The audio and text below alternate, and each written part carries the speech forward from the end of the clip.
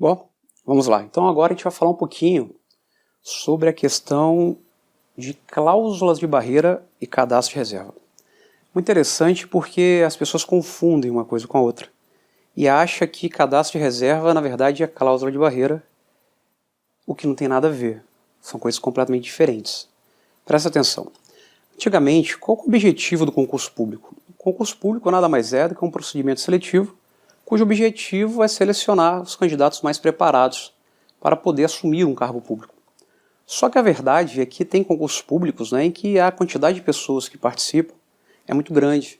Então tem concurso, por exemplo, com milhares de candidatos, 200 mil candidatos, 300 mil candidatos, que seja 50 mil candidatos, 1000 candidatos.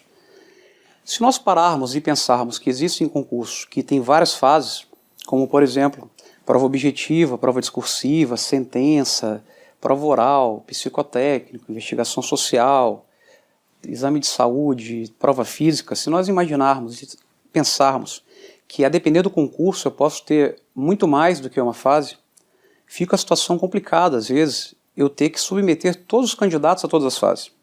Mas se você parar para pensar, veja, o concurso ele tinha efetivamente de que selecionar os candidatos mais preparados. E poderia, sem problema nenhum, acontecer de um candidato que não foi tão bem classificado, que não foi tão bem na primeira etapa, na prova objetiva, por exemplo, ele poderia ter ido muito bem na prova discursiva e compensado esse déficit, essa nota inferior na prova objetiva, e ele passava a estar numa posição melhor. E depois, vamos imaginar, numa outra prova oral, pode acontecer que aquele candidato que foi bem na oral e foi mal na discursiva, e que passou então para ser uma posição inferior, ele conseguisse recuperar na discursiva.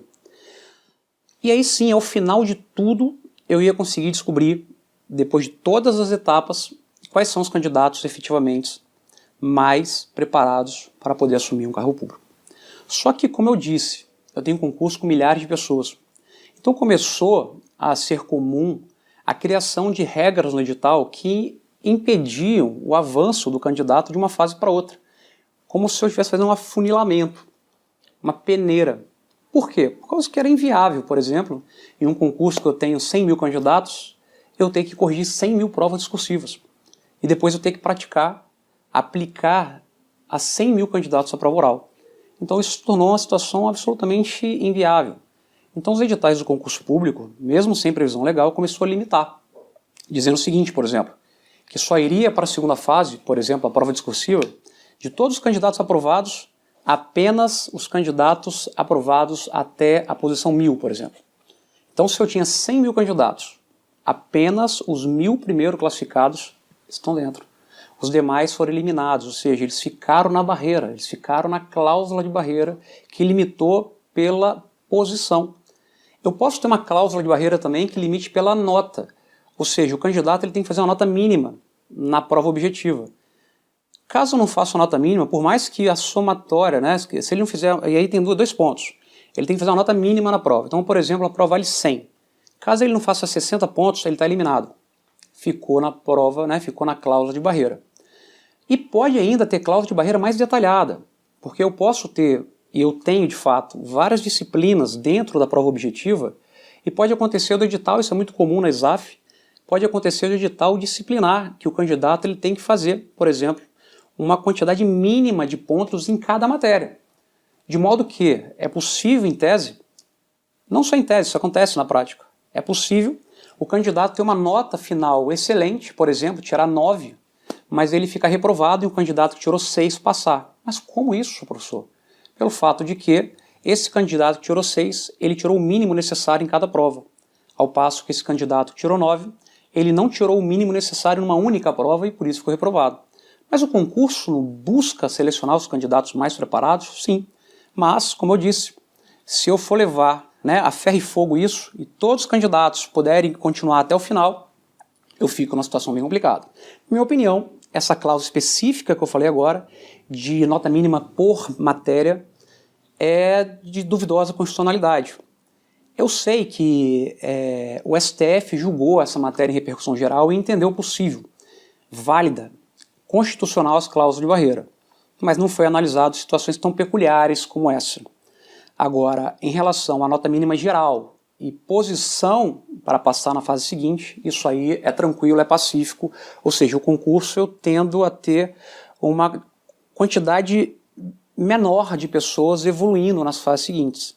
Isso aí em razão das cláusulas de barreira. Então, por exemplo, como o concurso começou com 50 mil candidatos, apresentou-se 100 vagas no edital.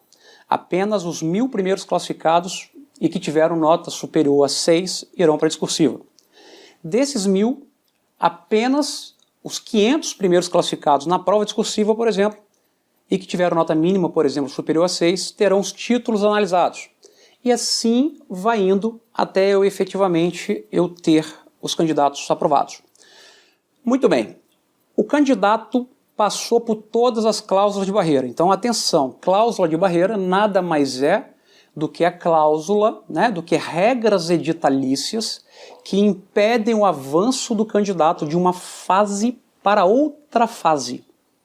Impede o avanço de um candidato de uma fase para outra fase. Bacana? Legal. Quando o concurso acaba, já não tem mais cláusula de barreira.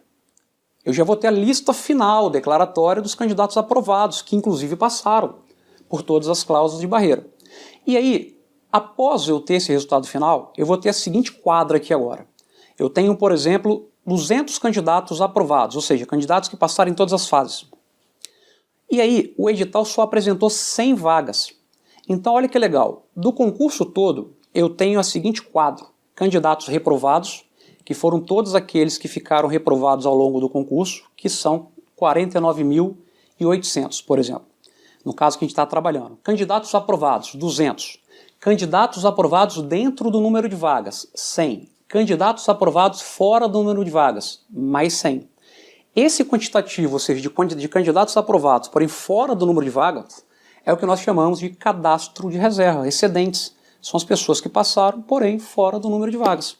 Tá certo? Essas pessoas, a princípio, não possuem direito a ser nomeadas, mas em situações em que a administração demonstra a necessidade de contratação de mão de obra, porém, de forma indevida, ela supre essa necessidade por meio de contratações precárias, como, por exemplo, terceirizando a função, contratando temporariamente, colocando servidores em desvio de função, contratando comissionado para exercer função de cargo efetivo, cedendo servidores para exercer a função de cargo efetivo, de outro cargo, requisitando servidores de outros órgãos para exercer permanentemente a função objeto do concurso, são situações que demonstram a necessidade que, no caso, está sendo suprida de uma maneira indevida e daria direito a esses candidatos do cadastro a pleitear a vaga. Ele tem que demonstrar tanto a preterição quanto a existência de vagas. Então perceba que o cadastro de reserva é o quantitativo de pessoas aprovadas, não tem nada a ver com cláusula de barreira. São as pessoas aprovadas. Agora, eu poderia limitar o número do cadastro de reserva? Bom, eu até posso limitar o número de cadastro de reserva. Mas preste atenção, essa limitação do número do cadastro de reserva, isso não é cláusula de barreira, porque o concurso já acabou. O concurso já finalizou. No caso, eu só vou limitar a quantidade de aprovados. Mas isso não é uma cláusula que passa para a fase seguinte. Isso é uma regra que limita o cadastro de reserva. Não é aconselhável que isso aconteça, porque, primeiro, em regra, o candidato aprovado no cadastro de reserva não tem direito a nada. Ele só tem expectativa, então não custa nada deixar e a administração pode precisar e o concurso é caro e demora a ser feito. Mas tudo bem. Ainda assim, se ela quiser, ela pode fazer. Mas que o faça por meio de uma norma de hierarquia superior. Em âmbito federal, por exemplo, no Poder Executivo, existe o Decreto 6944, que limita o cadastro de reserva de acordo com o número de vagas apresentados. É uma situação em que há previamente uma regra de maior hierarquia que o edital deve obediência.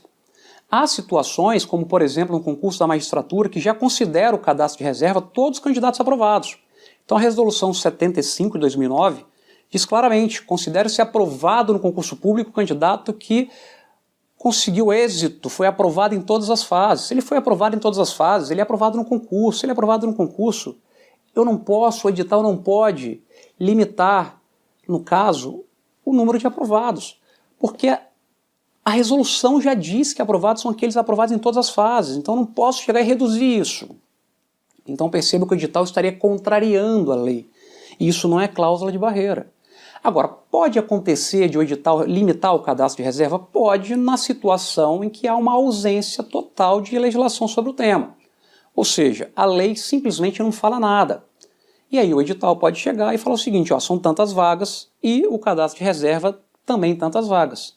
Não é normal, mas em tese é possível. Mas neste caso é porque ocorreu uma omissão legislativa e aí, suprindo essa legislação, essa omissão, e de uma maneira, ao meu ver, ferindo a eficiência, o administrador resolveu limitar. Mas isso não se aplica, por exemplo, a concursos em que eu já defino quem são os aprovados, como, por exemplo, da magistratura. Tá certo? Então isso é muito importante, ficar bem claro sobre isso aí, e ter essa diferença entre cláusula de barreira e cadastro de reserva. Legal? Espero que tenham gostado do vídeo. Acompanhem todos os nossos vídeos, nossos posts, nossos artigos no nosso site www.concurseiro.com.br. Inscreva-se no nosso canal, inscreva-se no nosso site, porque ali você vai receber um material diferenciado. Sempre estaremos mandando para vocês um material diferenciado, e-books,